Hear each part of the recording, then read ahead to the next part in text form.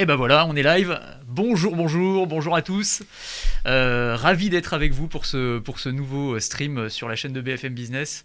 On est très content de vous recevoir et puis je suis très content de recevoir Luc Julia aussi, qui est notre invité là pour l'heure qui va venir, pour discuter avec vous. On a intitulé cette émission, enfin ce stream, Faut-il avoir peur de l'intelligence artificielle? Voilà, un titre, on va pas se mentir, un peu provoquant, un peu putaclic, comme on dit dans les médias, on va le dire comme ça. Mais justement, l'idée, c'était vraiment d'avoir une discussion à bâton rompu autour de ces questions, de ces fantasmes qui sont en train de monter autour de l'intelligence artificielle, parce qu'il y en a énormément. On dit beaucoup de bêtises. Y compris nous, on va le dire, enfin, en tant qu'observateur, on est parfois pris au piège aussi de la communication sur l'intelligence artificielle. Et donc, c'était bien d'avoir quelqu'un, j'allais dire, qui a les mains dans le cambouis technologique, c'est-à-dire qui connaît vraiment et qui a une réelle légitimité pour parler d'algorithmes, de machine learning, de deep learning, d'intelligence artificielle. Et Luc Julia, c'est vraiment cette personne-là. Alors, les plus technophiles d'entre vous connaissent probablement déjà Luc Julia. Pour les autres, je vais le présenter rapidement et puis il va le faire aussi beaucoup mieux que moi, évidemment. C'est il va pas le dire lui, donc moi je vais le dire, mais c'est probablement un des Français qui compte le plus dans le monde technologique aujourd'hui, qui pèse vraiment le plus au niveau mondial. Il a un parcours incroyable, c'est notamment l'inventeur de Siri, le papa voilà, d'un outil que des centaines de millions de personnes utilisent aujourd'hui sur leur iPhone. Il a été pendant très longtemps, pendant 8 ans je crois, directeur de l'innovation au niveau mondial chez Samsung, donc c'est quand même une sacrée responsabilité. Et puis là, il vient d'être nommé directeur scientifique chez Renault. Il va nous expliquer d'ailleurs ce qu'il va faire. On pense tout de suite intelligence artificielle, voiture autonome. Bon, on va voir un petit peu de quoi il s'agit exactement. Donc voilà, on va discuter de tous ces sujets-là. On va essayer de comprendre aussi quelles sont les applications concrètes de l'intelligence artificielle et ce que ça va apporter dans nos vies quotidiennes. Et puis, comme je disais, parler d'un certain nombre de fantasmes, l'idée selon laquelle l'intelligence artificielle va dépasser l'intelligence humaine, va prendre le contrôle sur nos vies, va tous nous mettre au chômage avec tous les processus d'automatisation qui vont en découler. Et je sais que Luc a un discours assez, comment dire, il va nous remettre les pieds sur terre. Voilà, on va le dire comme ça. On discutait un petit peu avant le stream et vous allez voir que ses positions sont assez claires. Il a écrit un bouquin aussi que je vous conseille qui s'appelle L'intelligence artificielle n'existe pas, qui donne bien le ton. Bon, on parlait d'un truc qui n'existe pas en fait là pendant une heure, c'est ça. Hein. Ah bah oui, on va essayer. Je sais pas si on va tenir une heure. Je sais pas si on va tenir une heure. Je pense qu'on aura des choses à se raconter. Juste déjà peut-être sur le parcours, parce que je le disais, parcours assez incroyable. Si on commence avec Siri, comment ça s'est passé? Parce que je crois que vous avez rencontré Steve Jobs, ça s'est pas forcément très bien passé la première fois où vous lui avez présenté un truc, il vous a dit c'est de la merde et il est parti. Ouais, ça c'était en 2003, c'est sur une autre chose. Hein. C'était une des startups que je faisais à l'époque. Siri, en fait, date d'avant ça. C'est ce qu'on appelait The Assistant. C'est un machin qu'on avait fait juste à la naissance d'Internet, hein, franchement. Donc c'était dans les fin des années 90. En 97, on a déposé le premier brevet. Donc c'était le brevet de The Assistant avec une idée de aller chercher sur le net, qui était tout nouveau, des informations. Donc si vous voulez, c'était Google, mais au lieu d'être Google textuel, c'était Google Vocal. Ouais. Voilà. Donc c'était l'idée à l'époque. Et vraiment, ce qu'on voulait, c'était donc créer cet assistant avec lequel on allait avoir un dialogue. Et donc, on a fait ça dans les labos de recherche de Stanford à l'époque, donc fin des années 90. Ça a mis 14 ans avant que Steve Jobs comprenne ce que c'était et puis voit ce que c'était. Et c'est lui, effectivement, qui a décidé de l'intégrer dans Apple. Mais c'est vrai que la première rencontre avec Steve Jobs, c'était pendant mes 10 ans de start-up, parce que j'ai fait 10 ans de recherche donc, au départ, après j'ai fait 10 ans de start-up. Et une de ces startups, on devait faire une démo à Steve Jobs.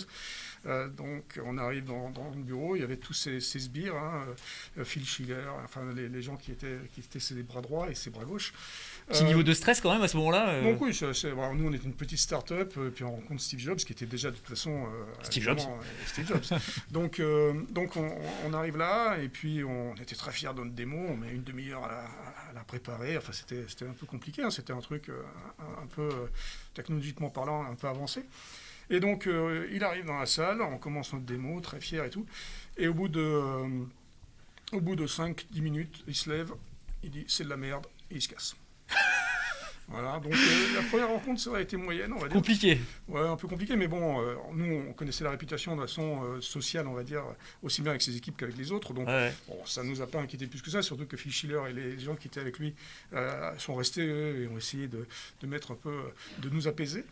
Mais bon, ça commence comme ça. Et puis après, bon, il y a eu d'autres rencontres, de toute façon. Et... Vous avez fini par bosser avec eux, donc a priori, c'est que ça s'est pas trop mal passé au final. Ouais, quelque part, de toute façon, après, on voit, nous, pour Siri, quand il y a eu cette acquisition en 2010, l'idée, c'était vraiment de dire, on veut vraiment que ça aille aux vrais gens. Ouais. Parce que moi, si je fais de la technologie depuis 30 ans aujourd'hui, c'est pour faire des choses pour les vrais gens. Mais justement, alors sur les assistants vocaux au sens large, parce que Siri était précurseur, maintenant, il y en a absolument partout. Mais vous aviez pressenti dès cette époque-là que ce serait un truc qui prendrait cette ampleur-là, parce que, encore une fois, en tant qu'observateur technologique, quand on a vu les premières applications arriver, les premiers échos, par exemple, d'Amazon, on disait, bon, ça va être un gadget pour technophile, est-ce que ça va vraiment avoir un impact? Est-ce que, ok, le mec qui est un peu technophile, il va pouvoir contrôler sa lumière connectée avec son enceinte connectée et tout, et là, on voit quand même qu'aux États-Unis, j'ai plus le pourcentage exact, mais c'est absolument massif le taux d'adoption. Vous l'aviez pressenti, ça, déjà?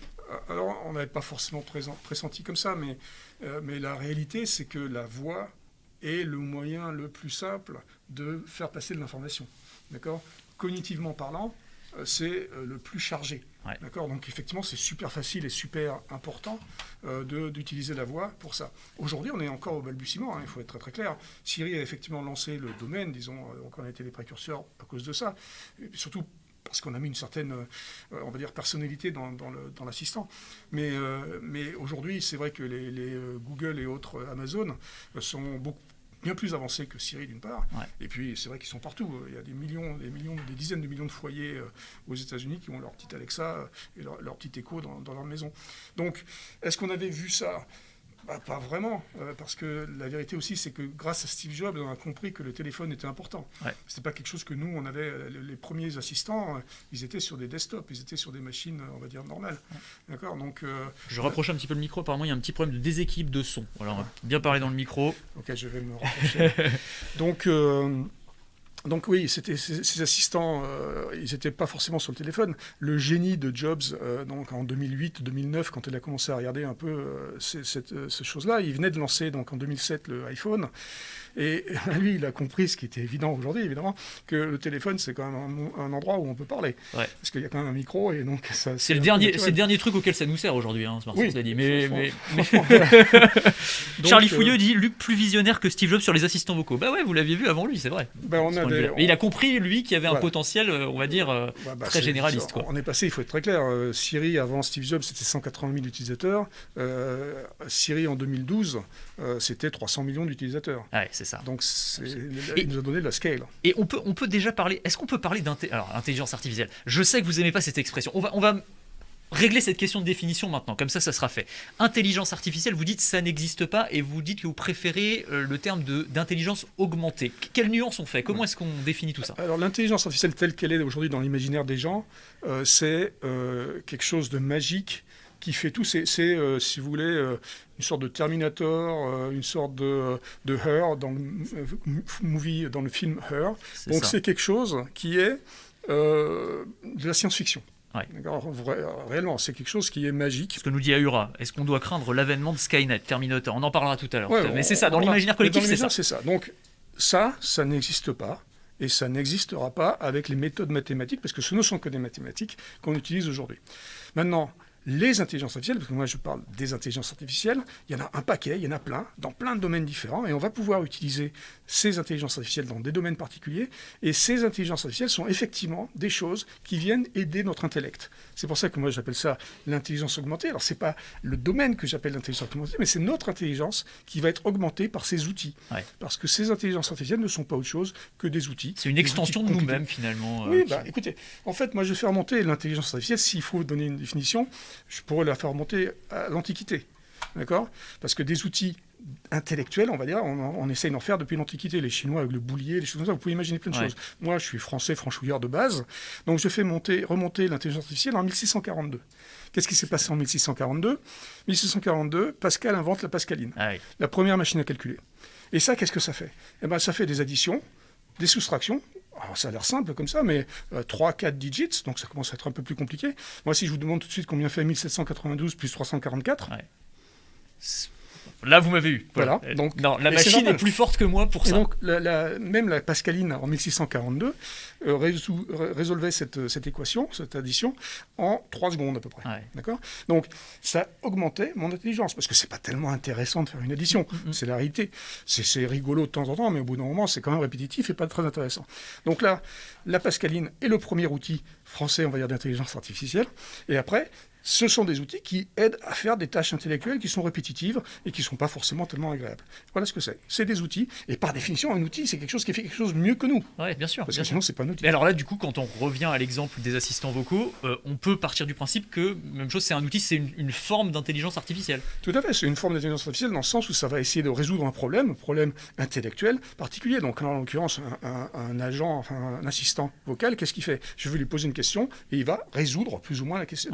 Il va donner une réponse. Alors que ce soit la date de naissance de Napoléon ou que ce soit allumer une lumière, dans les deux cas, il va m'aider à accomplir une tâche. Et on peut aller plus loin que ça, parce que vous disiez, on en est au balbutiement, ça veut dire, c'est quoi le potentiel derrière ces assistants vocaux ? Je disais par exemple que Amazon travaille sur des assistants vocaux qui seraient capables d'analyser, quand je tousse par exemple, de savoir si c'est une toux liée au Covid ou si j'ai une angine, etc. Est-ce que c'est ce genre d'application auquel vous réfléchissez ? Ça c'est des choses qui sont, on va dire, connexes, d'accord, qui ne sont pas vraiment de l'ordre de l'assistant vocal. L'assistant vocal, c'est quand même basé beaucoup aujourd'hui sur le langage naturel et l'analyse du langage naturel, la compréhension du texte, la compréhension de la voix. D'accord ? Donc ça, il y a ça. Maintenant, après, il y a la voix et le son et ce qu'on émet à partir de notre bouche. Il y a beaucoup plus de choses. Donc effectivement, on peut avoir l'analyse d'émotion. Donc on ne va pas directement analyser là, les mots, mais on va analyser la façon dont c'est dit. Je peux crier, je peux faire des choses comme ça. Donc on peut analyser ça. On peut analyser des toux, la façon dont on va se racler la gorge. On peut analyser plein de choses. Après, le ton de la voix, l'humeur. Voilà. Donc on peut avoir l'humeur, on peut avoir effectivement à travers l'analyse du signal, cette fois-ci du son, on peut faire des choses. Donc ça, c'est une chose. Maintenant, je pense que la prochaine étape des assistants vocaux, c'est des assistants vocaux conversationnels. Parce qu'aujourd'hui, il n'y a pas de conversation dans l'assistant vocal. Je pose une question, voilà, il me répond plus ou moins bien. Bon. Plus ou moins bien, et il va des fois vous demander une désambiguation. Il va vous dire, est-ce que tu as bien dit d'allumer la lumière de la salle de bain ? Yes or no. D'accord ? Voilà, c'est tout. Donc la conversation est au nouveau zéro. Donc effectivement, je pense qu'il va y avoir des améliorations encore, et dans des contextes particuliers, pour des choses très très particulières, comme, je sais pas, une conduite de voiture on va en parler de la voiture autonome, on va en parler. De faire d'autres choses que vous voulez faire avec ces assistants, ils vont être très spécialisés dans ça et ils vont vous aider par potentiellement des conversations. Je vois une question de Zizou VB, enfin plutôt une remarque. Je pensais que l'intelligence artificielle c'était plutôt les robots de Boston Dynamics associés à la reconnaissance faciale à une arme automatique. Et là, ça fait un Terminator. Pas très intelligent par rapport à Skynet, certes, mais efficace. Effectivement. Efficace, oui. Ouais. Comme on vient de dire, moi, vous me demandez de créer un outil qui va tuer des gens. Évidemment, c'est facile. C'est faisable. C'est tout à fait faisable, c'est un outil. Ouais. Mais ça, on sera pas. Mais il n'a pas une intelligence humaine. Il a zéro intelligence, on lui dit simplement. Un jour, on discutait avec Musk de trucs où il disait les robots vont tous nous tuer, machin, blablabla. Donc c'est ce qu'il dit depuis 5-6 ans. La remarque faite, qui est relativement simple, c'est est-ce que tu peux imaginer un jour qu'un de tes robots qui est en train d'assembler une de tes bagnoles Tesla sur ta chaîne à Fremont va décider, comme ça, de prendre son tournevis, de se retourner et de planter le gars qui est derrière. Ouais. Non. C'est ça. Le robot, il fait ce qu'on lui dit. Il faut lui en avoir donné l'ordre. Voilà, donc si moi, je décide en tant qu'humain de programmer le robot pour qu'il tue un gars, oui, il va le faire très bien. C'est ça. Donc il n'y a pas de. Enfin bon, on reviendra aux risques et à ces fantasmes juste derrière, mais pour terminer sur ces questions de définition et de intelligence artificielle versus stupidité artificielle, on va le dire comme ça. Et c'était dans votre livre d'ailleurs, et vraiment je vous engage tous à le lire, c'est absolument passionnant, l'intelligence artificielle n'existe pas. Et vous expliquez que pour en gros un être humain, un enfant, un bébé humain, on lui montre 2 images de chat, enfin 2 fois un chat, il saura reconnaître un chat toute sa vie. Et une machine, on lui montre des centaines de milliers d'images d'un caniche et il va encore se planter entre un caniche et un muffin. En gros, c'est un peu ça, quoi. Ouais, peut-être pas. J'exagère un peu. Mais vous avez tout à fait raison. Le problème, c'est que les techniques, c'est là où aussi on réalise que l'intelligence artificielle n'a strictement rien à voir avec notre intelligence. C'est que les techniques d'intelligence artificielle, qui sont des techniques mathématiques statistiques, comme je disais tout à l'heure, sont des techniques qui n'ont rien à voir avec notre technique à nous, notre technique de notre cerveau. Donc effectivement, quand on a des algorithmes de reconnaissance, nous humains, il nous faut effectivement 2-3 instances d'un chat pour reconnaître un chat à 100%, même quand on le voit la nuit. Je veux dire, alors que les systèmes d'intelligence artificielle ne peuvent pas voir les chats la nuit. D'accord ?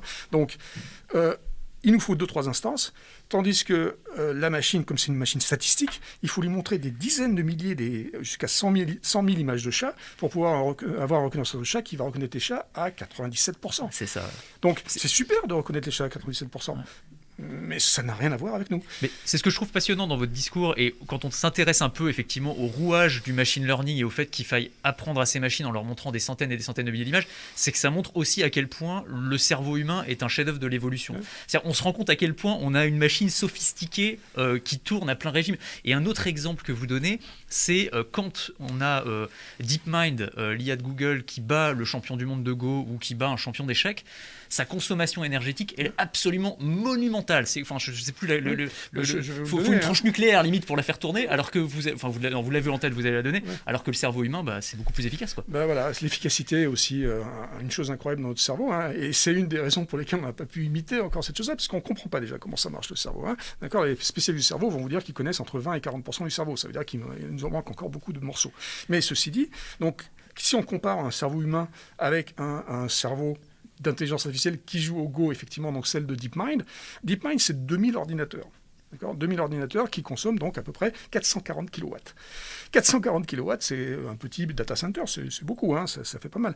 Mais on compare maintenant avec notre cerveau qui joue au Go, donc aussi en face du gars, là. Bon, oui, on va se faire battre, ça c'est vrai, mais nous, on consomme 20 watts. C'est ça. 20 000 fois moins. D'accord, donc 20 watts. En étant un peu moins fort, mais on consomme... est un peu moins fort, mais surtout... on fait beaucoup d'autres choses. Ouais. C'est-à-dire que le champion du monde de Go qui s'est fait ratatiner par la machine, non seulement il joue au Go, très bien, beaucoup mieux que nous, mais il mange, il fait la cuisine, il parle, enfin il fait beaucoup de choses avec ses 20 watts. On a une intelligence qui est polyvalente, l'intelligence artificielle ou les intelligences artificielles sont ultra spécialisées, mais par contre c'est vrai qu'elles nous battent. Alors on parlait du Go, on parlait des échecs, on va parler de la santé tout à l'heure. Elles sont capables de repérer des nuances de gris qu'on n'est absolument pas capable de détecter avec l'œil humain. Donc c'est ça en fait, c'est de la monotâche ultra spécialisée, mais très qualifiée. C'est la définition même de l'outil. Hein. Ouais. L'outil, moi je compare souvent les intelligences artificielles, une intelligence artificielle avec un marteau. D'accord ? Un marteau plante un clou beaucoup mieux que notre poing. C'est ça. Mais, et c'est la partie importante qu'on n'a pas forcément réalisée encore, le marteau, c'est nous qui tenons le manche. C'est ça. Ça veut dire que cet outil, on a le contrôle total de l'outil. Et ça veut dire quoi ? Ça veut dire que je peux très bien utiliser cet outil pour planter le clou. Il est fait pour ça, c'est super, il fait très bien. Je peux l'utiliser pour vous en mettre un coup sur la tête. Exactement. Et si je vous en mets un coup sur la tête, c'est pas bien. On choisit l'utilisation qu'on fait de l'outil. Voilà, c'est la théorie du couteau à steak. Je peux l'utiliser pour couper mon steak ou pour tuer mon voisin. Exactement. C'est moi qui... Et ça, c'est nous, en tant qu'être éthique qui décidons. C'est la société, c'est le pays, c'est le monde. Donc c'est pour ça qu'il y a un effort d'éducation énorme à faire pour pouvoir expliquer aux gens ce que c'est, qu'on raconte pas n'importe quoi, qu'on régule correctement. Et donc il faut que cette éducation remonte jusqu'à nos législateurs pour pouvoir faire les régulations qui vont bien au niveau de la société, les choix qu'on va prendre. Mais c'est vrai que c'est compliqué parce que quand on parle d'intelligence artificielle, d'abord il y a tout cet imaginaire culture populaire qui revient à la surface. On a du mal à le définir parce qu'effectivement c'est devenu un terme complètement fourre-tout. Et puis on parle de machine learning, on parle de deep learning. Massélia nous dit c'est du deep learning. Alors est-ce qu'on peut dire en deux mots, c'est quoi la différence machine learning, deep learning par rapport à l'intelligence artificielle ? Alors c'est des techniques, hein, les deux, machine learning et deep learning. Entre le machine learning et le deep learning, il n'y a pas beaucoup de différence. Hein. C'est toutes des méthodes statistiques.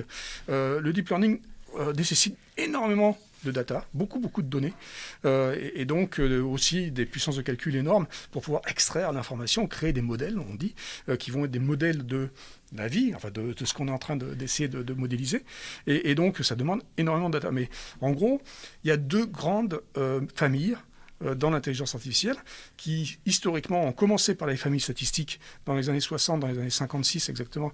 Donc on a commencé avec la statistique, on a échoué. Et donc les statistiques, c'était quoi à l'époque ? C'était un réseau de neurones, on essayait de modéliser un neurone, d'accord ? Donc ça, c'est les années 50. Après ça... Quand on dit réseau de neurones, juste une parenthèse là-dessus, parce qu'on fait toujours ce parallèle avec le cerveau humain, c'est vraiment, on essaye de faire en sorte que ça fonctionne comme le cerveau humain, ou c'est des mécanismes complètement différents ? Justement, c'est là, moi, ce que je vous dis, c'est complètement différent. C'est ça. On a fait on a essayé de faire un parallèle entre ce réseau neuronal et le cerveau, mais en fait, ça n'a pas du tout la même chose.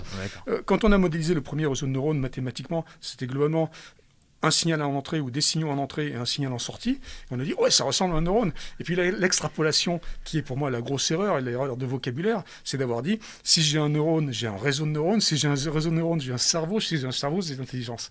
C'est ça qui était idiot. C'est ça. D'accord. Donc c'est des raccourcis sémantiques, en fait. Voilà, Mais, c'est des raccourcis sémantiques qui ont fait que maintenant, dans l'imaginaire, effectivement, on est là où on est.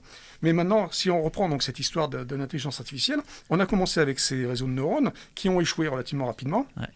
Et on est passé à l'intelligence artificielle qui est la branche logique des mathématiques. Donc on est passé dans les systèmes experts. Systèmes experts, c'est les réseaux, les bases de règles, si machin à leur truc. Ouais. D'accord, donc très simple, mais très efficace. Ouais. La première machine qui a joué aux échecs, celle qui était Deep Blue à l'époque d'IBM en 1900, qui bat Kasparov en 1997. C'est un réseau, c'est pas un réseau de neurones, c'est une base de règles. C'est-à-dire qu'en gros, elle connaît les règles et elle connaît toutes les combinaisons possibles, ouais, c'est ça. C'est ça qui est bien, c'est que maintenant on a de la mémoire, on a beaucoup de mémoire. Les échecs, c'est 10 puissance 49 coups, d'accord. Alors elle a à peu près 10 puissance 49 coups, on a assez de mémoire pour les faire. Alors que celle qui a battu le joueur de Go, c'est une machine qui apprend contre elle-même, c'est ça. C'est-à-dire qu'on lui apprend les règles et puis ensuite, elle va tâtonner en jouant contre elle-même, contre une autre partie d'elle-même, et au fur et à mesure, elle va s'améliorer comme ça. Alors celle-là, c'est une machine statistique, effectivement, parce que contrairement aux échecs, le Go, mathématiquement parlant, n'est pas un jeu fini. Enfin, on n'en sait rien en fait. Donc les mathématiciens vont dire qu'il y a entre 10 puissance 200 et 10 puissance 600 coups. D'accord. Donc c'est beaucoup plus que 10 puissance 49. Et donc du coup, on n'est pas capable d'avoir tous les coups de Go. On ne sait pas. Il y a plein de coups qui n'ont pas été joués dans l'histoire de l'humanité. D'accord. Donc la machine est complètement statistique et va essayer, en suivant les règles, parce qu'il y a des règles, de jouer correctement. Donc c'est ces deux grandes familles, famille logique, famille statistique, qui ont vu aujourd'hui, grâce à la capacité de calcul et grâce à aux data, grâce au big data. Le big data est arrivé grâce à Internet, d'accord. Et donc, avec l'arrivée du big data, on arrive à faire maintenant des machines statistiques intéressantes qui font des choses particulières dans des domaines très particuliers. Chloridric qui met une remarque intéressante quand on parlait effectivement de ces raccourcis sémantiques, parler de réseau de neurones, c'est comme dire qu'un avion est un oiseau mécanique. Effectivement, c'est un peu ça. Oui, c'est à peu près ça. C'est vraiment ça. Vraiment, abreuvez-nous de vos questions. Je vois beaucoup de remarques hyper intéressantes. Continuez surtout à nous poser de vos questions. Demain, l'IA sera capable de faire de belles choses. C'est plus l'homme qui peut être un problème. Pour l'IA, c'est lui qui l'a créé. C'est ce qu'on disait tout à l'heure, brique de vie, effectivement. L'évolution de l'IA est donc conditionnée par une approche conjointe de spécialistes du cerveau, mathématiciens et chercheurs pour modéliser les perspectives. Le petit, c'est un peu ça. Enfin, j'imagine qu'il y a aussi une collaboration entre tous ces secteurs d'activité. Oui, bien sûr. On essaye de se rapprocher du cerveau, on essaye de le comprendre déjà. Donc effectivement, comme je disais tout à l'heure, on est loin de comprendre le cerveau aujourd'hui, mais si on le comprenait, peut-être qu'on arriverait à faire des machines qui ressembleraient plus à ce cerveau. Mais la réalité, c'est qu'aujourd'hui, avec les modèles mathématiques qu'on a, donc en utilisant ces statistiques et cette logique dont je parlais, on n'est pas aujourd'hui capable de modéliser complètement ça. Maintenant, vous avez certainement entendu parler d'autres choses, qui est l'informatique quantique, par exemple, bien sûr, ou des choses comme ça qui vont arriver, qui vont être beaucoup plus des choses physiques, donc des choses physiques qui, par définition, se rapprochent plus de notre cerveau. Parce que notre cerveau, c'est pas des mathématiques. On a créé les mathématiques dans notre cerveau. C'est pas notre cerveau qui a créé les mathématiques. Tandis que notre cerveau, il est créé avec de la physique. Donc peut-être que si on utilise la physique pour modéliser un cerveau, on va démultiplier les possibilités, effectivement. Alors une question assez technique. Que pense Luc du GPT-3 de Google et de ses possibles évolutions, dangers ou progrès? Alors GPT-3, GPT-3, c'est pas Google, c'est une boîte de Elon Musk qui fait ça, mais c'est en gros un générateur. Alors, on l'utilise aujourd'hui pour générer des textes et on dit, par exemple, que les journalistes vont être remplacés par GPT-3. Alors ça, c'est intéressant, mais c'est évidemment pas vrai du tout.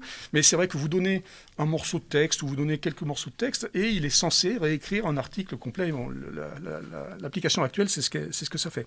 Alors GPT-3, moi j'ai utilisé parce que j'ai accès à GPT-3. C'est rigolo. C'est-à-dire qu'effectivement, c'est une machine statistique énorme avec, alors là, des milliards de données. Il faut être très très clair, ça mange énormément de données et énormément d'énergie pour des résultats qui sont relativement faibles, franchement. Alors, c'est vrai que de temps en temps, il y a des résultats étonnants. C'est-à-dire que vous donnez des morceaux d'articles, des morceaux de mots et tout ça, et ça va vous générer un article qui a l'air d'être écrit par un humain. Mais pour un qui a l'air d'être écrit par un humain, vous en avez des trucs qui ressemblent à rien. Qui ressemblent à rien. Ouais, c'est ça. Mais c'est vrai qu'on peut donner des exemples de choses qui sont étonnantes.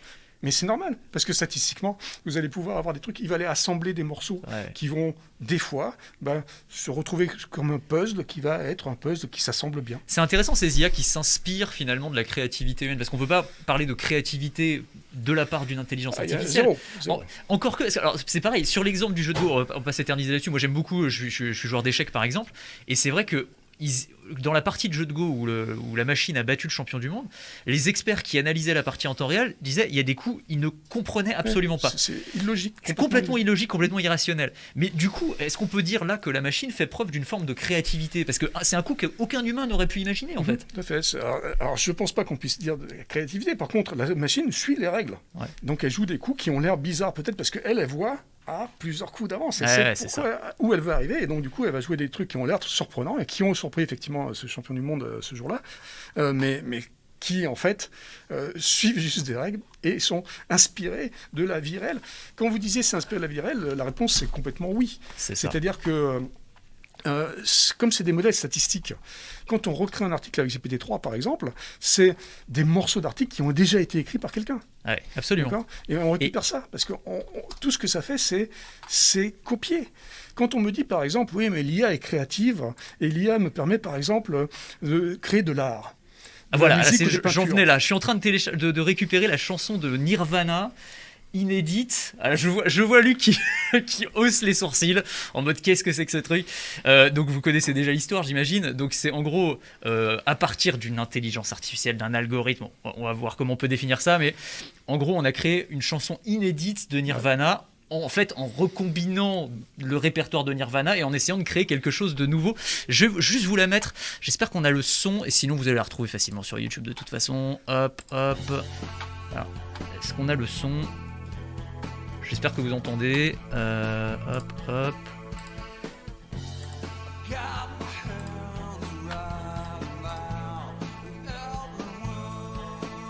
On entend bien. Bon, bah très bien. Franchement, moi je veux dire, j'ai écouté beaucoup de Nirvana quand j'étais plus jeune.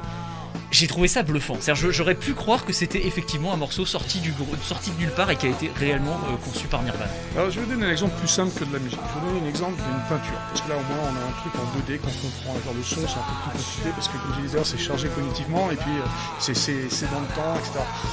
Prenons une peinture de Van Gogh. Alors, prenons les peintures de Van Gogh. Van Gogh a un style très particulier. Donc, vous allez donner à une machine toutes les peintures de Van Gogh. 20 000, mais vous allez toutes les donner. Et vous allez dire à cette intelligence artificielle, vous allez donner maintenant une image de la Tour Eiffel. Van Gogh n'a jamais eu l'opportunité de peindre la Tour Eiffel.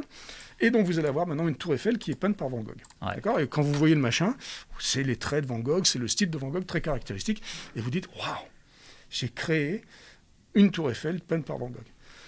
La réalité, c'est que vous avez déjà décidé comment vous allez combiner le machin.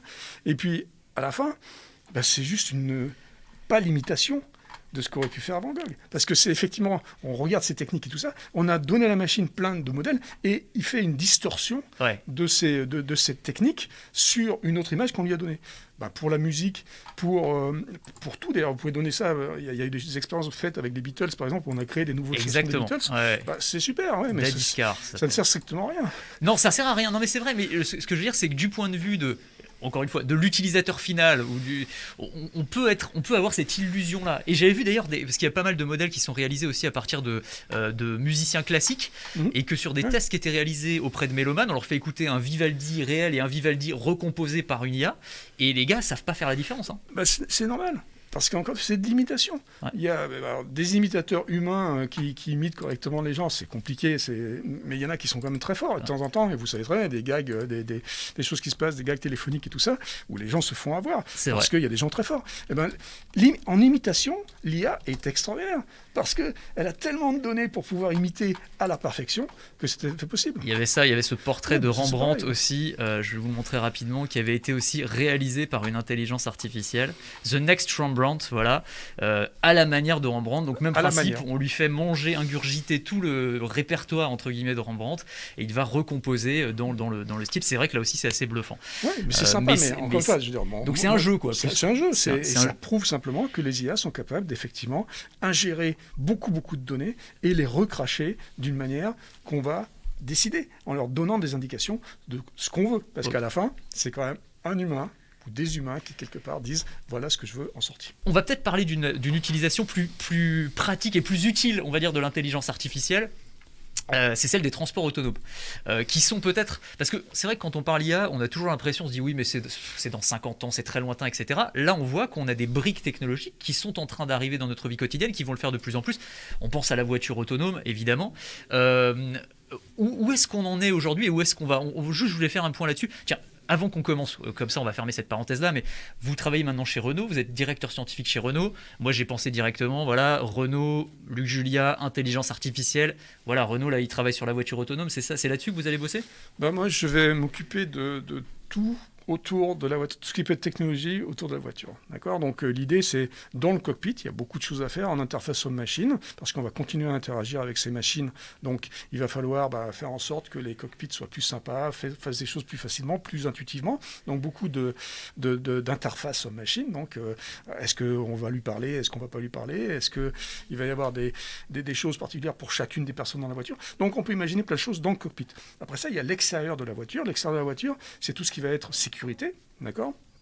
D'ailleurs, sécurité, on peut aussi en parler à l'intérieur de la voiture, parce qu'on peut avoir la sécurité des données qui sont échangées, des choses comme ça, donc on peut imaginer ça. Mais à l'extérieur de la voiture, maintenant, sécurité, donc ça veut dire quoi ? Ça veut dire comment la voiture va faire attention à son environnement, aide à la conduite. Donc on a déjà aujourd'hui beaucoup de choses en aide à la conduite. On a déjà beaucoup de choses qui permettent de freiner à notre place quand on n'est pas apte, parce qu'on est en train de textouiller au volant, ou des choses comme ça. Donc on va avoir de plus en plus de capteurs, de plus en plus de choses qui doivent être plus ou moins centralisées pour pouvoir se parler ensemble et prendre des décisions. Ouais.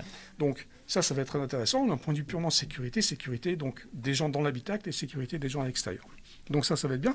Et puis après, il y a tout ce qui est services, les nouveaux services de mobilité qui sont aussi très importants. La voiture évolue, la façon dont on utilise les voitures évolue, donc ça va être aussi des choses très intéressantes. Donc en fait, Charlie Fouilleux dit véhicule connecté avant véhicule autonome, effectivement. Oui, véhicule autonome, alors il faut être très clair, maintenant parlons de véhicules autonomes eux-mêmes, donc on nous rabâche aussi les oreilles depuis, on va dire, 4-5 ans sur l'autonomie, et surtout Musk nous le dit souvent.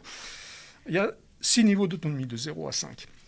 D'accord, donc les 6 niveaux d'autonomie, en gros, niveau 5, ça serait la voiture autonome qui ferait tout mieux que nous tout le temps. Il n'y a plus de volant, il n'y a plus de pédale, elle se débrouille toute seule. Elle se débrouille toute seule, elle nous emmène où il faut, et dans toutes les conditions. Niveau 5. Niveau 0, niveau 1, 2, on est aujourd'hui à peu près, avec les voitures autonomes, les Tesla par exemple, on est à peu près à 2,5. Ouais. D'accord ? Donc ça veut dire que quoi, elle se débrouille toute seule sur l'autoroute. C'est-à-dire que dans des tâches particulières, elle peut doubler des gens, elle peut éviter des obstacles, elle peut faire des choses très particulières à des moments très particuliers. De temps en temps, elle peut repérer un feu rouge, elle peut repérer un stop, des choses comme ça. D'accord ? Donc, il est possible de faire des choses très très intéressantes avec les voitures autonomes niveau 2,5. Je pense qu'on arrivera au niveau 4. Niveau 4, Niveau 4, ça sera un truc où, la plupart du temps, la voiture va pouvoir se débrouiller, mais de temps en temps, il va falloir une intervention soit à l'intérieur du cockpit, donc il y aura peut-être un volant, il y aura certainement toujours un volant, mais peut-être aussi une intervention en remote. Ouais. C'est-à-dire quelqu'un qui sera quelque part, qui sera en charge d'une flotte, et qui permettra de dire, tiens, lui, il est bloqué là, je vais le débloquer en faisant ça. Alors ça supprime mon fantasme de faire la sieste quand je suis au volant de la voiture ou de bouquiner, parce que il faudrait que je puisse reprendre la main, non ? Là, soit c'est vous qui prenez la main, soit c'est la personne ça peut être en remote, c'est vrai. À la limite, vous pouvez très bien imaginer que vous pouvez bouquiner en niveau 4. D'accord ? Donc, je pense que niveau 4, on y arrivera, mais niveau 5, on n'y arrivera absolument jamais. Ah oui. Non, c'est juste impossible, encore une fois, à cause de la créativité humaine. Et la créativité humaine qui nous permet de faire des grosses bêtises. D'accord ? Et donc, parce que aussi, il y a des cas qui vont se présenter à nous, qu'on n'a jamais vu avant. Que ces intelligences artificielles, que ça soit à travers donc, de l'apprentissage, donc des statistiques, ou à travers de la logique, on n'a jamais même imaginé ce cas, ou on ne l'a jamais vu avant. Et nous, humains, quand on se voit présenter un cas qu'on n'a jamais eu avant, en réflexe parfois, ou en réfléchissant, on le résout. On a encore une fois l'évolution du cerveau fait nous, on que... est capable de dire, tiens, ça j'ai jamais eu avant, mais... par peut-être association d'idées, par empathie, par on ne sait pas quoi.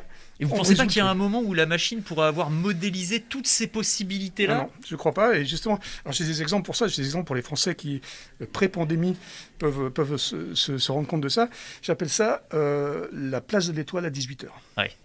Place de l'Étoile à 18h, vous mettez une voiture autonome, elle suit les règles qui sont le code de la route, elle ne va pas bouger. Ouais, parce que la place de l'Étoile à 18h, si vous suivez le code de la route, vous ne bougez pas. C'est ça. Ça n'a strictement rien à voir avec ça. Il y a beaucoup de psychologie, il y a beaucoup de négociations avec le gars d'à côté. De créativité aussi. C'est de la créativité, c'est exactement ça.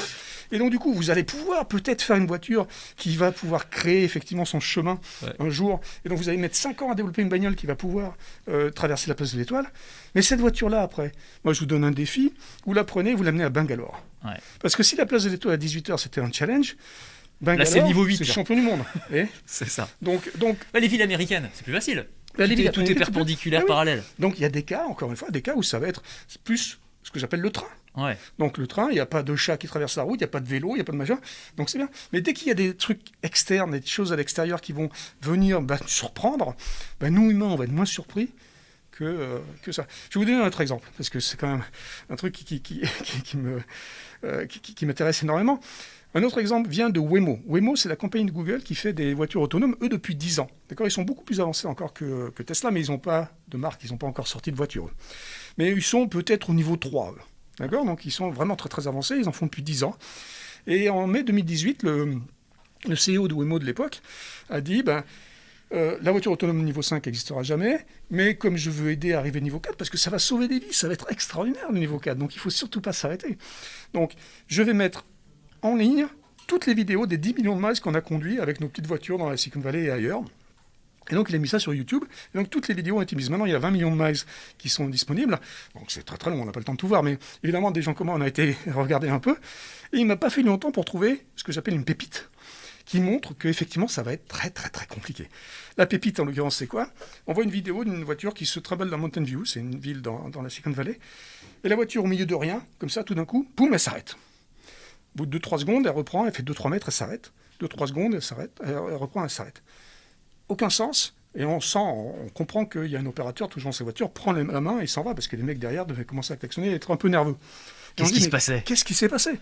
Et là, vous regardez la vidéo un peu plus attentivement, et vous voyez que sur le bord de la route, il y a 2 gars qui sont en train de marcher. Et un des 2 gars qui marche, sur son épaule, il a un panneau stop. C'est génial. Alors, vous voyez un bouffon sur le bord de la route avec un panneau stop, vous vous arrêtez pas. Enfin, j'espère, parce que sinon il faut qu'on parle. Tandis que la voiture, un panneau stop sur le bord de la route, elle s'arrête. Alors évidemment, aujourd'hui, on a certainement une règle qui dit s'il y a un bouffon sur le bord de la route avec un panneau stop, alors tu t'arrêtes pas. D'accord ? Mais bon, cette règle-là... C'est un très bon exemple, effectivement. Alors, on nous fait deux bonnes remarques quand même par rapport à ce qu'on se dit sur la voiture autonome. Zizou VB, même si on n'arrive pas au niveau 5, on arrivera quand même à un moment où la machine sera statistiquement plus efficace que l'humain en termes de sécurité routière. C'est vrai, ça ? C'est tout à fait vrai. Le niveau 4, c'est pour ça que moi, je milite pour le niveau 4 et je pense que le niveau 4 sera extraordinaire. Ça va éviter 90% des accidents. Simplement. Il ne faut surtout pas dire, il ne faut pas mentir en disant qu'il n'y aura plus d'accidents. Parce que ça serait un gros mensonge de Pinocchio. D'accord ? Mais il est évident que, je ne sais pas combien il y a les statistiques de morts sur la route aujourd'hui en France, mais les 2000, 3000, 5000 morts qu'il peut y avoir, si on en élimine 90%, ça serait super. C'est énorme. D'accord ? Donc il faut définitivement continuer parce que la voiture est meilleure que nous. Ouais. C'est un outil. Elle sera meilleure que nous. Parce qu'encore une fois, nous, on va textouiller au volant, on va boire un coup de temps en temps, on va faire des choses pas bien. Que la voiture, elle est évidemment spécialisée dans sa tâche, ne fera pas. Chloridric imagine un scénario où les voitures sont toutes autonomes et donc du coup elles se déplacent comme des bancs de poissons place de l'Étoile à 18h. C'est aussi ça, c'est-à-dire que le problème c'est pas qu'il y ait une voiture autonome au milieu de toutes les autres voitures. Enfin c'est ça le souci, c'est que si toutes les voitures étaient autonomes, elles se comporteraient beaucoup mieux. Mais ça s'appelle le train. Ils sont tous sur des rails, et puis ils font tous la même chose. Mais on peut imaginer ça, donc que demain tout le monde soit dans un petit train autonome finalement. Mais là il y a un problème, parce que malheureusement, sur la place des Étoiles à Paris, il y aura toujours un touriste, il y aura un mec qui viendra et qui viendra se mettre au milieu du machin et qui viendra perturber. Compliquer les choses. Donc du coup, il y aura toujours un cas qui n'est pas un cas défini dans ces intelligences artificielles. Si maintenant on définit le train, où on met effectivement des rails et on met des grillages, là il y a moins. Alors de temps en temps, il y a bien un chevreuil qui vient nous embêter à traverser le truc. Absolument. Mais, voilà. Non, sur le panneau stop, oui, comment est-ce qu'on distingue le bouffon avec le panneau stop qui se balade et l'ouvrier de chantier avec le panneau stop qui vous dit de vous arrêter? Effectivement, c'est impossible. Nous, on va le voir parce qu'on va le voir le mec avec son gilet orange, machin, tout ça, et puis il va bien être au milieu de la route à faire des trucs comme ça. Tandis que le mec qui est en train de marcher avec le panneau de stop sur le dos dans l'autre sens, celui-là, c'est un peu plus compliqué. Petit coucou à Paznou mec qui est un habitué du Twitch de BFM Business. Voilà, merci pour ta fidélité. IA et vitesse, est-ce que les voitures autonomes pourront aller plus vite car IA optimisé? Ah oui, ça c'est intéressant. C'est vrai qu'en ce moment on parle beaucoup de bridage de la vitesse et c'est vrai qu'on peut se dire qu'avec l'IA, finalement, on pourrait avoir des voitures qui vont beaucoup plus vite puisqu'elles sont plus efficaces que nous, plus intelligentes que nous. C'est possible, c'est tout à fait possible. Donc, encore une fois, ça va dépendre des cas. D'accord, ça va dépendre de choses. Mais sur des autoroutes, on peut très bien imaginer que ça va beaucoup plus ressembler effectivement à du train que à ce qu'on a aujourd'hui. Et donc, effectivement, on va pouvoir optimiser la vitesse. Est-ce que vous avez l'impression que les constructeurs auto, alors Tesla, effectivement, Musk, on sait bien que c'est un marketeur de génie, etc., mais que les constructeurs en général nous ont un peu survendu cette histoire de voiture autonome. Moi, j'ai l'impression que le discours a quand même changé. C'est-à-dire qu'il y a quelques années, ils imaginaient déjà la voiture niveau 4, niveau 5, etc., et qu'il y a une sorte de rétropédalage. On entend maintenant des patrons qui disent oui, mais non, de toute façon, le retour sur investissement est pas suffisamment intéressant. C'est des coûts de développement qui sont massifs. Et puis, on sait même pas combien on la commercialisera. La voiture de niveau 4, ça coûtera une fortune. Il y a personne pour acheter ça. Il y a un petit retour en arrière là, quand bien même. sûr, moi je reprends l'exemple de CES, le salon à Las Vegas qui a lieu tous les ans au mois de janvier, CES 2018, sous l'impulsion de Musk et d'autres, les gens disaient la voiture autonome arrive dans 5 ans. Ouais. D'accord. Bon, moi évidemment à l'époque je disais déjà c'est impossible. Ouais. Et en 2019, CES 2019, là ils ont dit voiture autonome ça arrive dans 10-15 ans. CES 2020, effectivement la plupart des gens qui sont automobiles disaient la voiture autonome niveau 5 n'existera jamais. Exactement. Et il n'y avait que Musk qui continue à dire que lui, il a niveau 5 aujourd'hui, ce qui est évidemment un gros mensonge, d'accord, parce qu'il est à 2,5 comme je disais tout à l'heure, mais il continue à vendre. Mais d'ailleurs, il a des problèmes légaux aujourd'hui qui font que ces annonces vont devant les tribunaux parce que c'est effectivement pas vrai du tout. Donc, la voiture autonome, encore une fois, va pouvoir arriver à des niveaux extraordinaires pour notre sécurité et pour notre environnement en général. Mais il faut juste pas mentir et pas dire que ça sera un truc magique qui aura jamais d'accident et qui fera tout. Et est-ce que ça va pas créer aussi une fracture de société? Il y a un exemple, une histoire qui m'a passionné, qui était dans la presse américaine il y a quelques mois, dans la ville de Chandler en Arizona, vous connaissez, qui est la ville test de Waymo justement, donc filiale de Google pour les voitures autonomes, où donc c'est une sorte de laboratoire à ciel ouvert. Il y a plein de voitures autonomes qui se baladent. Et en fait, il y a des rapports de police qui montraient que les voitures se faisaient agresser. Les gens les caillassaient, faisaient des queues de poisson, des manœuvres pour. Il y avait une sorte d'animosité, d'hostilité de la population envers les voitures autonomes. Comment ça s'explique? Ouais, alors, je dirais pas que c'est de l'hostilité, je dirais que c'était pour les tester et pour voir que c'était rigolo qu'elles pouvaient se planter. Ah, vous pensez que c'est juste une petite blague comme ça? Oui, c'était des blagounettes. Bon, les trucs, on faisait effectivement des queues de poisson, des machins de ça. Il y en a une qui s'est fait braquer quand même avec un flingue. Oui, ça sert à rien, il y a personne. Non, ça sert à rien, mais bon, on est d'accord. mais bon, la réalité, c'est que il n'y a personne dedans. Donc déjà, ça permet de faire des trucs anonymement. Donc c'est plus pratique. C'est sûr. Mais bon... c'est effectivement, je ne sais pas s'il y a une animosité qui est ambiante et qui est vraiment là, mais c'est vrai que on a tendance à vouloir le tester, parce qu'on se pose des questions quand même. Et puis justement, à cause du fait qu'on se dit, c'est magique, ça va peut-être nous remplacer, il y a des gens qui sont peut-être pas contents, donc effectivement, c'est ça. Ils vont aller tester un peu plus. C'était le sens de ma question, c'était le côté, c'est une sorte de symbole de l'automatisation qui arrive à grands pas et qui va effectivement nous voler nos emplois, avec ce côté un peu, j'allais dire, gilet jaune de la Silicon Valley. On sait bien qu'il y a une sorte... Non mais il y a quand même un mouvement anti-gentrification dans la Silicon Valley, il y a une sorte de fracture sociale qui se joue aussi autour de ces sujets-là. Alors, bon, le fait que la technologie amène de temps en temps des fractures, ça c'est des fractures sociales, ça c'est clair, d'accord. Mais bon, moi, la façon dont moi je vois la technologie, c'est que ça amènerait justement une uniformisation sociale. Bon, c'est mon espoir, mais c'est vrai que c'est pas toujours le cas.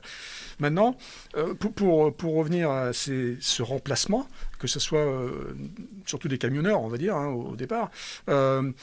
Vous disiez tout à l'heure, vous, que votre rêve, ce serait de pouvoir lire un bouquin dans votre bagnole. Donc, je veux dire, il y a des gens qui vont vouloir conduire et qui vont vouloir avoir le volant et faire un peu des trucs avec leurs freins à main. Très bien, il y aura toujours quelque chose pour eux pour faire ça. Maintenant, les gens qui n'ont plus envie de conduire ou qui n'ont pas la possibilité de conduire, la société est vieillissante, comme on sait. C'est vrai aussi. Et donc, il y a de plus en plus de gens qui n'ont plus l'opportunité de le faire. Grâce à ça, je pense qu'on va pouvoir y arriver. Encore une ou deux questions sur la voiture autonome, parce que j'aimerais bien qu'on aborde d'autres sujets aussi, mais c'est vrai que c'est passionnant. Comment est intégrée la cybersécurité dans le développement d'une IA? Alors, je sais pas, dans la voiture autonome ou pas d'ailleurs, mais c'est vrai que dans le domaine de l'auto, on voit bien l'importance que ça peut avoir. C'est super important, quel que soit le domaine. Franchement, le domaine médical, dont on va parler aussi tout à l'heure, certainement, évidemment. On a vu plein d'attaques, surtout en 2020, on a vu énormément d'attaques se multiplier en cybersécurité. Donc, il faut aussi pas mentir, là, il faut être très clair. Un système complètement sécure, ça n'existe pas. D'accord, c'est comme l'intelligence artificielle, donc c'est quelque chose... C'est créé par les humains, ces systèmes, et donc par définition, il y a des failles. D'accord ? Alors, on fait des bugs, on fait des machins, mais il y a des failles aussi. On en a vu plein récemment, des très graves. Et donc, la cybersécurité, depuis la nuit des temps, c'est une course. D'accord ? Donc, il y a des gens très intelligents qui font des systèmes, et puis il y a des gens très intelligents qui les cassent. Jeu de chat et de la souris permanent. Voilà. Ouais. Et ça sera comme ça tout le temps. D'accord, donc on peut dire que oui, grâce à tel et tel système, on peut maintenant avoir un truc totalement sécure. C'est pas vrai. Ouais. Parce que de toute façon, quelque chose dans la chaîne, il y a un humain. Il y a toujours une faille. Et s'il y a un humain, il y a une faille. On dit toujours dans la cybersécurité, le maillon faible se trouve entre le clavier et la chaise. Oui, oui. C'est toujours l'être humain. C'est toujours l'être humain. C'est nous, ça c'est clair. Ouais, bien sûr. Donc du coup, ces courses vont continuer.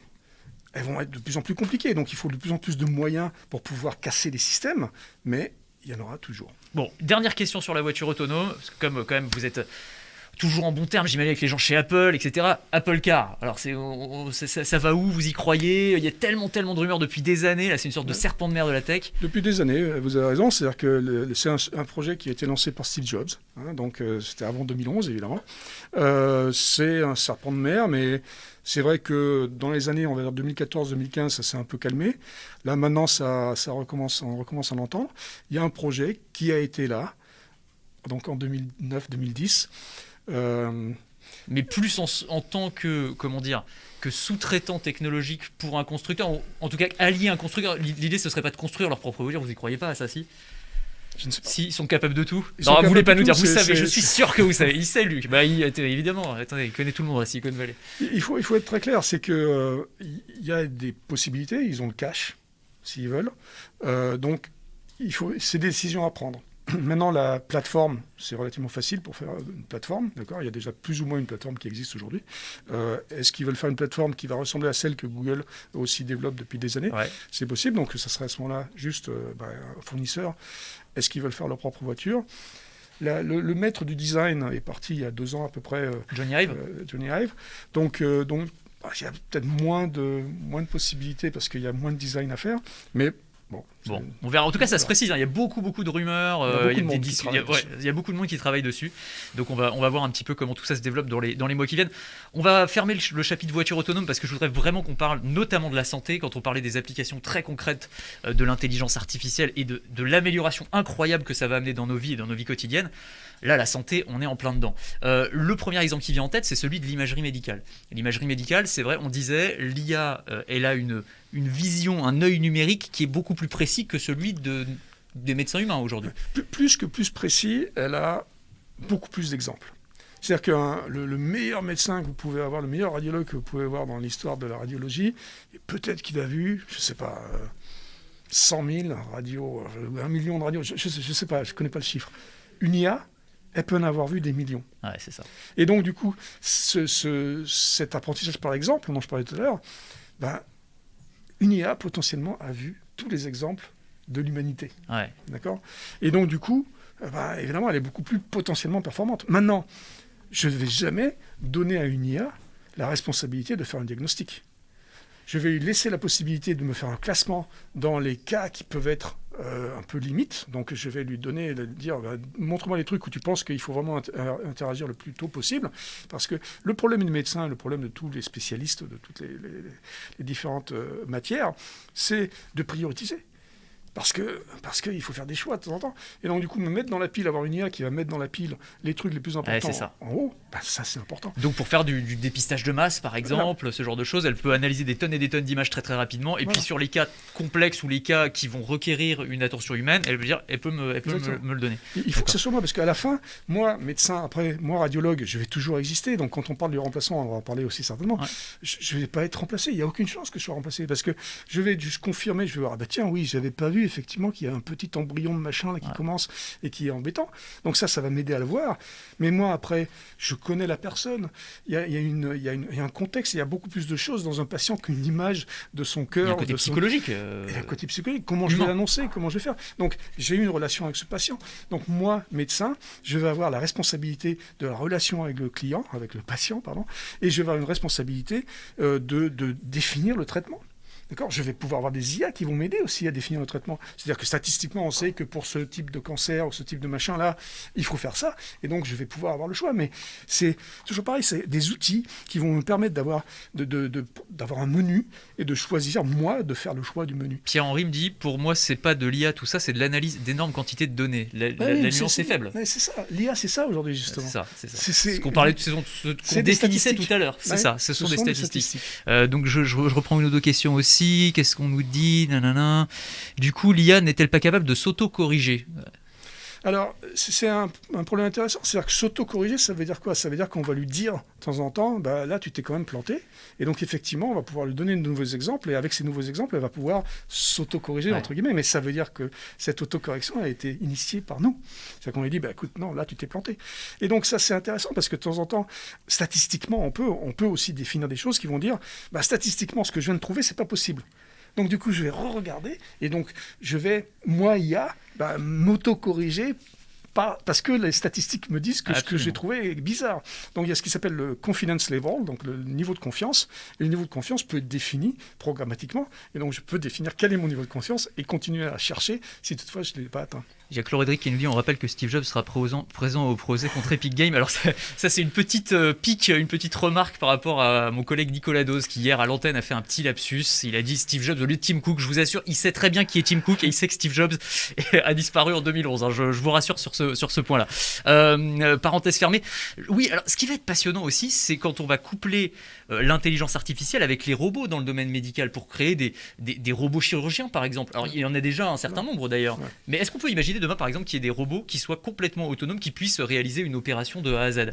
Je vais essayer d'en montrer quelques-uns, tiens, des robots. On a le Da Vinci par exemple. Oui, y en a des super. Il y a des choses qui sont, encore une fois, là, un point de vue précision du mouvement et tout ça, nous, on tremblote un peu tout le temps. Enfin, on fait des trucs, même si les chirurgiens sont extraordinaires.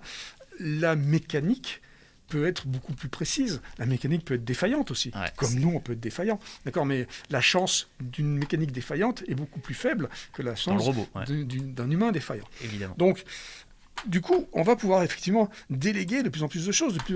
On voit très bien que toutes les images que vous montrez maintenant, ce sont des choses qui sont au niveau presque microscopique. D'accord ? Donc nous humains, on a du mal avec les microscopies. Là, on voit le robot Da Vinci. Alors, je ne suis pas sûr qu'il y ait de l'intelligence artificielle pour le coup, parce que c'est un robot qui est manié à distance par un médecin humain, par des petits joysticks. Ouais. Là, c'est du joystick, donc c'est pas vraiment... Et donc, il recoue bon, je vous ai évité l'image de la prostate, mais enfin, vous comprenez le principe, hein, c'est un grain de raisin. Mais on peut imaginer que ça se soit complètement automatisé et qu'une machine puisse le faire de manière totalement Tout à fait, parce qu'encore, autonome. Ça, ce sont des gestes répétitifs. Donc, c'est des gestes qui sont complètement imitables. Et donc, à partir du moment où on imite, ça va. Le problème, ça va être quand on va avoir un cas particulier. Donc, c'est pour ça qu'il va falloir toujours l'humain qui va dire, tiens, non, là, tu fais attention, tu te repositionnes ici, tu refais ça. Donc, il va y avoir toujours un monitorat fait par l'humain, mais effectivement, la machine va être beaucoup plus précise que nous, et il va pouvoir faire des choses absolument extraordinaires. Ouais. Donc, alors, il y a tout ce qui est, on a parlé d'images médicales, on a parlé de robotique et de choses comme ça, mais il y a aussi ce qui, je pense, est le futur de la médecine et qui est aussi un truc fantastique qu'on est en train juste de gratouiller en ce moment, c'est tout ce qui est analyse de l'ADN. Ouais. Parce que par définition, l'ADN est une chose statistique, hein. Il y en a beaucoup, il y en a plein, et c'est compliqué. Mais c'est exactement ce que l'intelligence artificielle peut traiter. Donc, à partir du moment où on va commencer à comprendre, à avoir un peu plus, à extraire ces ADN et à savoir comment les choses peuvent se comporter, on va certainement pouvoir aller tripatouiller un peu. Alors bon, dans toutes les règles éthiques qu'il faut toujours appliquer, mais on va pouvoir aller tripatouiller un peu cet ADN pour éventuellement endiguer les maladies avant même qu'elles ne surviennent. Ça va être passionnant. Et alors, il y a un côté aussi, un autre aspect de l'intelligence artificielle lié à la médecine, c'est le côté prédictif. Là, par exemple, on est dans une crise sanitaire sans précédent. Est-ce que l'IA pourrait avoir une importance dans la gestion des futures crises pandémiques, ou est-ce qu'elle aurait pu en avoir déjà dans celle-ci ? Je sais qu'il y a une société canadienne, je me souviens, au tout début de la crise, qui a dit, nous, on avait... pas prédit la crise évidemment, mais on l'avait vu venir via une analyse algorithmique qu'on fait sur internet en récupérant certains mots-clés, en les mettant en rapport les uns avec les autres, et on voyait qu'il y avait un truc qui se passait qui n'était pas normal, bien avant qu'on commence à en parler officiellement. Il y a plein de gens qui peuvent dire ça aujourd'hui, hein, c'est facile. Hein, c'est toujours plus facile de le dire après, ça on est d'accord. Donc là, la réalité c'est que là, les IA ont été d'absolument aucun apport. Ouais. On a été incapable de voir le truc arriver, alors qu'effectivement on aurait pu. En analysant les bonnes données, en regardant les bonnes données au bon endroit, on aurait pu le faire. Donc maintenant, certainement, pour des crises similaires, on va pouvoir avoir l'opportunité d'aller voir les signaux faibles qui vont permettre d'effectivement de faire bouger les drapeaux quand ça va arriver. Donc, on a appris des choses grâce à cette crise. On a tout loupé avant, d'accord, malgré ce que peuvent dire les gens qui disent qu'eux, ils l'ont vu. D'accord. Donc, on a tout loupé. Mais la prochaine qui ressemblera à ça, on ne la loupera pas. Donc, effectivement, les IA peuvent aider à repérer ces choses-là. Mais il faut que quelqu'un, à un moment donné, puisse dire « on va le faire ». On va le faire, oui c'est ça, c'est tout l'enjeu. Et donc, à la fin, encore une fois, c'est nous qui décidons. Et malheureusement, c'est nous qui décidons, parce que comme on est tout à l'heure pour la cybersécurité, c'est nous qui décidons. C'est-à-dire que ou qui ne décidons pas, pour le coup. Pas. C'est tout l'enjeu. Alors sur la conception de traitements, de vaccins, là aussi l'intelligence artificielle va avoir de l'importance. De plus en plus d'entreprises pharmaceutiques, d'ailleurs, travaillent avec des algorithmes pour tester des combinaisons de molécules, etc. Mais la combinatoire, encore une fois, là, c'est le mot statistique revient tout le temps, parce que la combinatoire de molécules, combinatoire d'atomes, etc., c'est des choses qui, dans la création de nouvelles molécules, dans la pharmacie, dans la pharmacologie, je sais pas comment pharmacologie, oui. Donc, est super importante. Donc c'est quelque chose qui, évidemment, sont des aides extraordinaires, parce que la stabilité des molécules, les tester, savoir si elles vont pouvoir être résistantes, même si elles sont physiquement possibles, tout ça, comme c'est des calculs excessivement difficiles, il est évident que l'IA va être complètement pertinente pour regarder ces choses-là. Et aussi avec l'idée d'avoir une médecine qui sera de plus en plus personnalisée, c'est-à-dire par exemple dans le traitement si je prends l'exemple d'un cancer, ce sera plus le traitement d'un cancer, ce sera le traitement de mon cancer en analysant quasiment, en créant un jumeau numérique de moi et en combinant un traitement qui sera spécialisé, quoi. Tout à fait, mais il va falloir pour ça pouvoir avoir la possibilité de rentrer des données qui sont des données aussi qui ne sont pas forcément tellement tangibles. Donc c'est là où ça devient compliqué, ou c'est là où moi je pense que l'humain a son rôle à jouer, c'est de dire, il y a des trucs que je peux rentrer dans un ordinateur en tant que données, mais il y a des trucs qui sont de l'ordre de la relation humaine et qui sont de l'ordre de l'empathie, de l'ordre des choses qui sont beaucoup moins tangibles et que peut-être je ne vais pas pouvoir rentrer dans ces machines pour prendre en compte quel médicament ou quel traitement je dois appliquer. Continuez à poser vos questions, là je ne vois plus trop défiler, alors je ne sais pas si c'est le chat qui a un petit bug ou quoi, mais continuez à faire vos remarques, à poser vos questions, c'est vraiment une occasion unique là, de discuter avec Luc Julia. Ah bah voilà, ça revient. Luc a-t-il abordé l'utilisation de l'IA pour la nanotechnologie? Non, on n'en a pas parlé. Alors, une question plus précise peut-être, vous avez une réponse là-dessus? Parce que c'est très vaste pour le coup. C'est très vaste, mais encore une fois, là, la nanotechnologie, comme tout ce qui est de l'ordre de l'infiniment petit, on va dire, c'est hyper statistique. On ne voit pas, on ne sait pas exactement comment ça marche, donc il faut qu'on fasse des essais combinatoires pour pouvoir avoir des idées de comment créer les choses, les matières en quelque sorte à ce niveau-là. Donc il y a plein de choses à faire. Les spécialistes sont de plus en plus maintenant au fait des techniques qui sont de plus en plus possibles pour plein de gens. Ouais. Et donc, c'est ça le grand espoir de l'utilisation de ces technologies dans plein de domaines différents. Alors, si on rentre dans les grands fantasmes qu'on a un peu abordés déjà, mais il y a cette idée selon laquelle l'intelligence artificielle va nous piquer tous nos emplois, va tous nous mettre au chômage. Bon. Et c'est vrai que quand on regarde, sur le papier, il y a tellement d'exemples où l'IA est en train, couplée à la robotique, d'automatiser un certain nombre de tâches qu'on peut avoir cette réflexion-là. L'exemple frappant, c'est les supermarchés Amazon et Amazon Go. Je l'ai montré pour ceux qui ne connaissent pas les supermarchés Amazon Go. Donc l'idée, c'est d'avoir des supermarchés qui sont complètement automatisés, donc où il y a plus de caisse, ni de caissier, ni de caissière. En gros, vous entrez, vous bornez votre smartphone à l'entrée, donc on vous identifie, voilà, on sait que c'est Anthony Morel qui est rentré. Vous prenez ce que vous voulez dans les rayons, sandwich, un paquet de pépito, machin. Ce sont des caméras couplées donc à de l'intelligence artificielle qui vont analyser ce que vous prenez, ce que vous faites, ce que vous reposez, etc. Et vous ressortez et vous êtes débité sur votre compte. Là, pour le coup, c'est un exemple concret et on voit bien que concrètement, il y a des emplois qui vont être supprimés. Oui, il y a des emplois qui vont être supprimés, il y a des tâches qui sont supprimées, et ça depuis la nuit des temps. Donc ce qu'il faut comprendre, c'est qu'aujourd'hui, oui, il y a une accélération de la technologie, c'est-à-dire que les technologies sont de plus en plus présentes, et il y en a de plus en plus en même temps. Donc en ce moment, c'est une ère, depuis on va dire 20-30 ans, où on a effectivement beaucoup de technologies, et donc beaucoup de tâches qui sont remplacées, que ce soit par la robotique, que ce soit par ces robots ici aussi, en quelque sorte, parce que c'est des intelligences artificielles. Bon bref, mais moi je vais vous raconter une histoire qui date de 1790. D'accord. Donc c'est pas exactement d'hier. En 1790, région de Lyon, il y a plein de canuts qui tissent la soie. La révolte des canuts. Voilà, donc 1790, surtout, arrive un robot, une machine à tisser. Et la machine à tisser, donc, remplace les canuts. D'accord ? Alors là, le temps est plus long que maintenant. Hein. C'est pour ça que je vous dis qu'aujourd'hui, c'est accéléré. Mais voilà, 1790, 1800, la machine remplace petit à petit les canuts. Et donc, effectivement, les canuts font la révolution. Ils ne sont pas contents parce que leurs emplois ont été supprimés, en quelque sorte, par ces machines. On va avancer une génération, 1830. 1830, le bassin de la soie de Lyon est le bassin le plus actif d'emploi en France.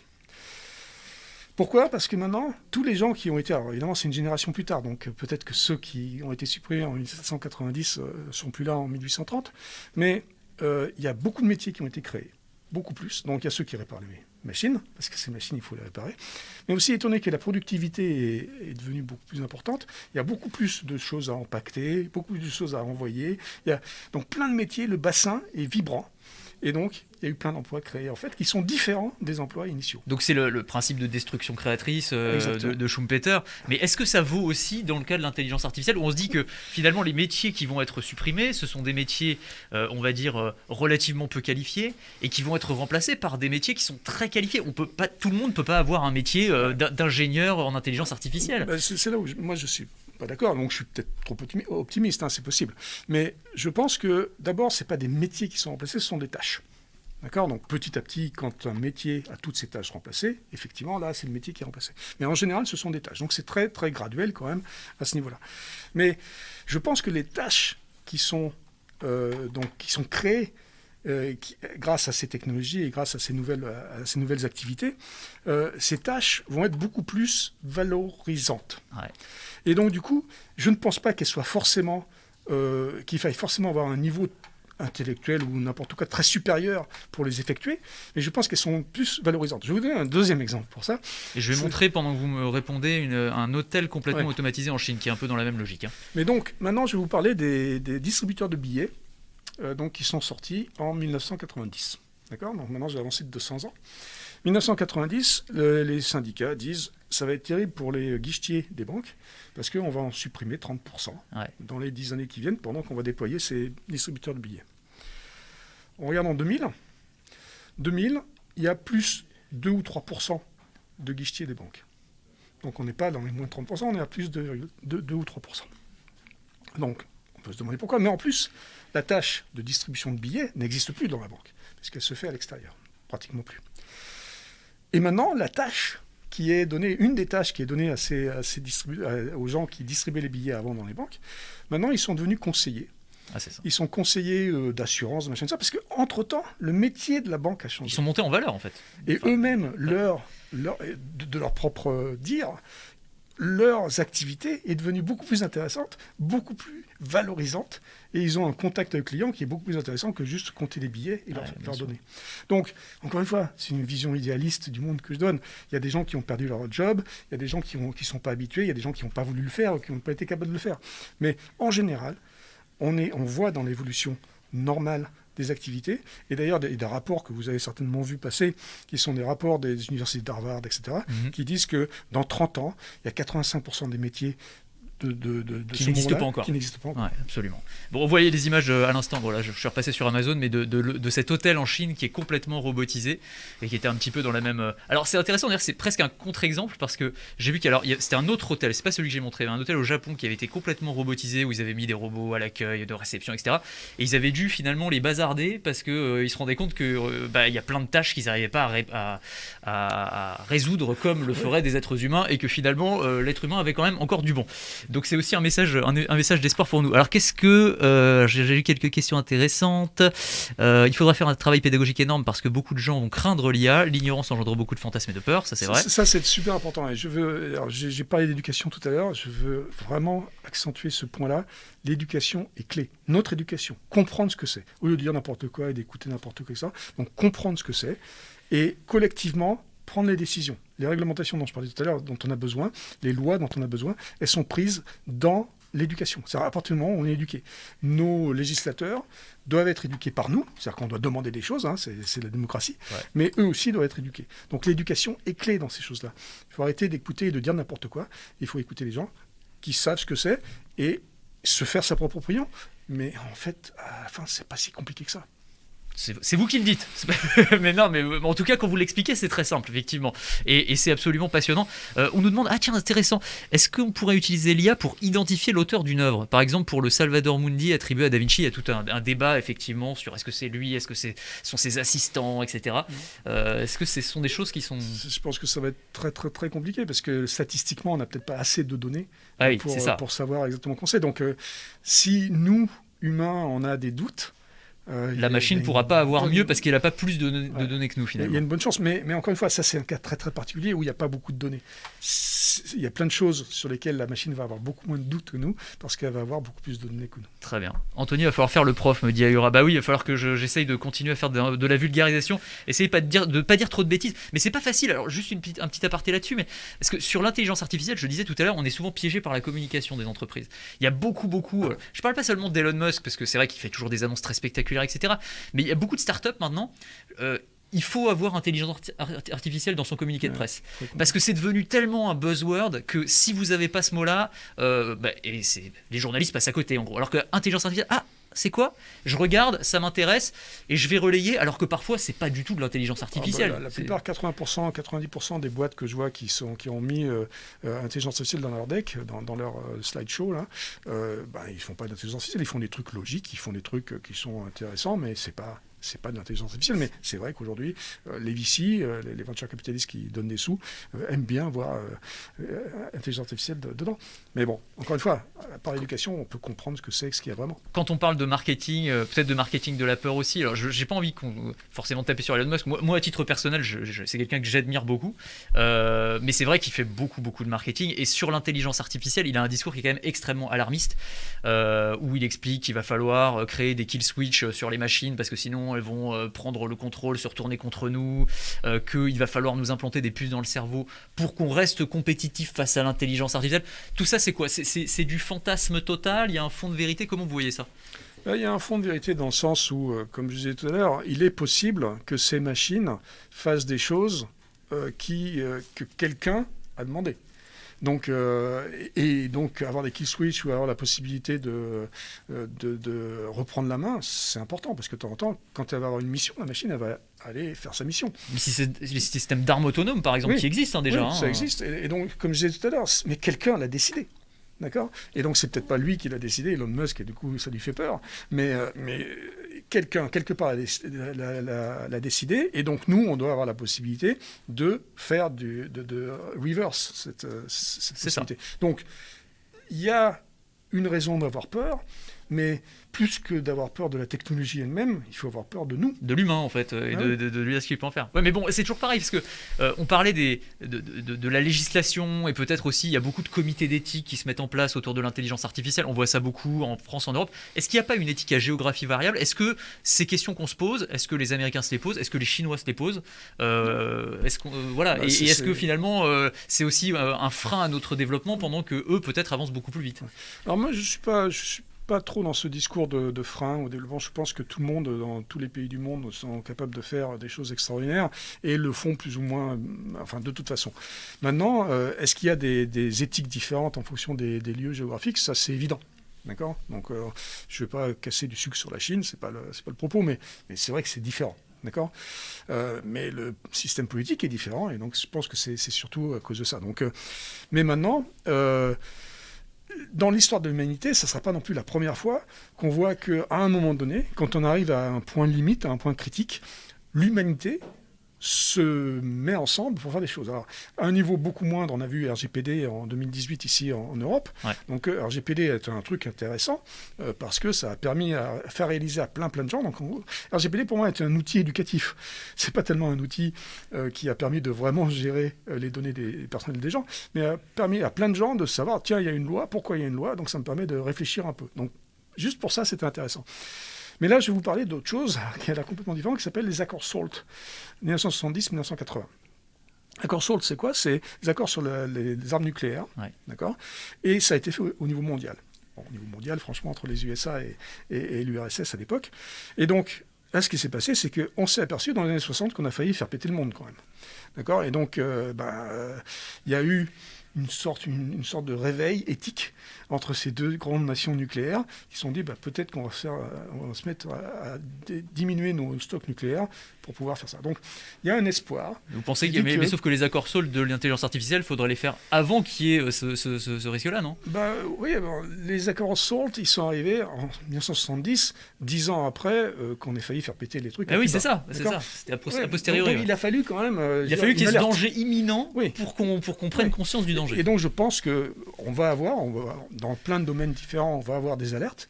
Et donc on va se mettre à réfléchir, nous, humains, nous, citoyens. Donc comme j'ai dit, il faut qu'on fasse remonter ces peurs et remonter ces angoisses et ces interrogations à nos législateurs. Les législateurs, au niveau du pays, ils doivent faire des choses. C'est les réglementations qu'on voit donc avec RGPD au niveau européen même peut-être, et au niveau mondial. Il y a des choses qui peuvent se passer aussi. Alors pas tellement à travers l'ONU, parce que qui est inexistante aujourd'hui, mais par des accords bilatéraux, par des choses comme ça. Je pense qu'il y aura des accords mondiaux à un moment donné sur les IA. Bon, ça va être intéressant à suivre. Juste pour conclure un peu, on parlait de la France. Alors du coup, vous avez une vision très internationale parce que vous vivez en partie dans la Silicon Valley, là un peu de retour en France évidemment pour travailler chez Renault. J'ai l'impression, mais peut-être que c'est une image d'Épinal, vous allez me dire qu'on a vraiment des talents dans l'intelligence artificielle en France, des très bons niveaux de formation à très haut niveau, mais qu'après tout le monde part, en fait, que tout le monde part. Vous en êtes l'exemple, l'incarnation parfaite, mais vous n'êtes pas le seul, évidemment. Je pense à Yann Lequin aussi, qui est une sommité aussi dans l'intelligence artificielle, qui est patron de la division IA chez Facebook, et il y en a sûrement plein d'autres qui sont moins médiatisés. Comment est-ce que ça s'explique ? Alors, on est extraordinaire, déjà il faut se le dire. Nous, je parle de la France, point de vue formation mathématique. D'accord. Donc on laisse beaucoup de gens sur le bord de la route, c'est vrai, mais notre système éducatif, ne serait-ce qu'en mathématiques, est extraordinaire et les ingénieurs qu'on forme sont fantastiques. D'accord. Donc on a un niveau en mathématiques qui est tel que, comme j'ai expliqué tout à l'heure, l'intelligence artificielle, ce n'est que des mathématiques. On est effectivement très fort en intelligence artificielle. Depuis 2012-2013, on a eu la chance d'avoir Fleur Pellerin qui a lancé la French Tech et donc qui a relancé en quelque sorte l'entrepreneuriat, on va dire, et qui a fait que l'intelligence artificielle française est à nouveau sur le devant de la scène grâce à des petites compagnies qui se créent et qui montrent des choses. D'accord. Yann Lequin et moi-même, on est partis il y a 30 ans. D'accord. Donc ça fait très longtemps. À ce moment-là, il n'y avait pas ces opportunités entrepreneuriales et c'est certainement pour ça qu'on est partis. Mais je pense qu'aujourd'hui, les Français partent moins. D'accord. Au début, en tout cas, parce qu'ils ont l'opportunité de créer et donc de faire ces start-up, on va dire.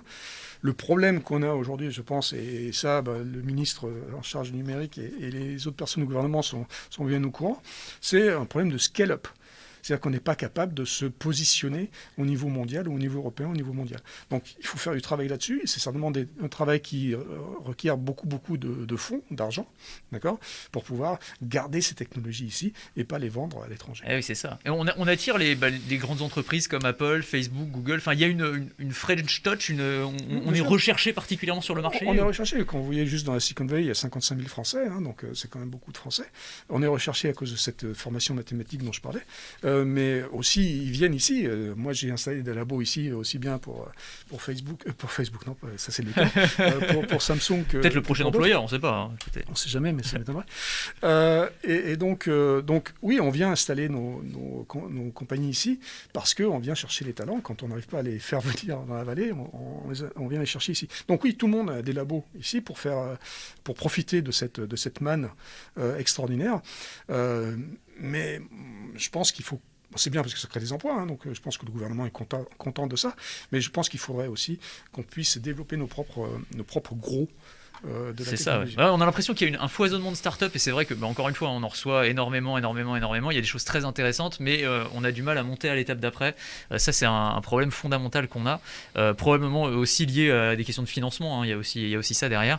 The Trigger 7 qui nous dit du coup, est-ce que vous pensez que c'est pas trop dur de trouver du travail dans ce domaine avec une formation solide en mathématiques ? C'est super facile. Voilà, on est dans... Là, vous êtes en plein dans le truc. Le conseil là pour les jeunes qui nous regardent, qui sont peut-être en phase de peut-être encore au lycée, qui réfléchissent à leur formation supérieure, etc. S'ils veulent travailler dans ce domaine, c'est quoi la voie royale ? C'est les grandes écoles, c'est idéalement grandes écoles d'ingénieurs. L'université, grandes écoles, c'est de toute façon, encore une fois, toutes les formations supérieures où on fait des maths, pour spécifiquement, je parle de spécifiquement l'intelligence artificielle d'aujourd'hui, hein, c'est ça. L'intelligence artificielle de demain, avec du quantum computing et des machins comme ça, donc faites aussi de la physique. Parce que je pense qu'il y aura de ça. Je suis doctorant en maths et j'y réfléchis, The Trigger. Envoie ton CV chez Renault, on ne sait pas. Il y a peut-être que Luc va avoir besoin de monde dans sa nouvelle équipe. De quoi aujourd'hui Luc Julia aurait-il besoin pour faire évoluer le concept d'IA? Quelle est sa vision?